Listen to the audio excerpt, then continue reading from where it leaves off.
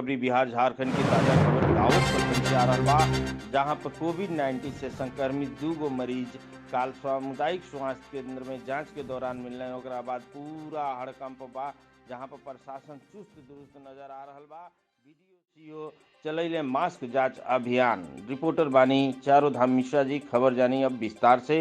खबर रोहतास जिला के दाऊद प्रखंड से आ रहा बा, जहां पर काल सामुदायिक स्वास्थ्य केंद्र में 2 गो संक्रमित मरीज मिलला के बाद पूरा प्रशासन चौकस नजर आयल। कोविड-19 के नियमावली बिहार सरकार के गाइडलाइन के पालन करावे खातिर बगैर मास्क के लोग के घुमला पर प्रखंड मुख्यालय के सामने बीडीओ शिवेश कुमार सिंह, अंचलाधिकारी नवलकांत सिंह के नेतृत्व में मास्क चेकिंग अभियान चलावल गई। आवे जाए वाला लोगन के मास्क लगावे खातिर कल गई जुर्माना भी वसूलल गई। मौके पर बीसीओ पंचायत सचिव कुंज नारायण सिंह उपस्थित रहलन। जकुआथ नगर पंचायत में दूसरा दिन 10 लोगों पर जुर्माना ठोकल गई। यो राजेश कुमार सिंह बतैनी कि कुआथ के बाजार में जुर्माना 10 लोग पर लगावल गई और डेली यहाँ पर माइक के माध्यम से लोगन के जागरूक कइल जाता। खबर देखी विस्तार से।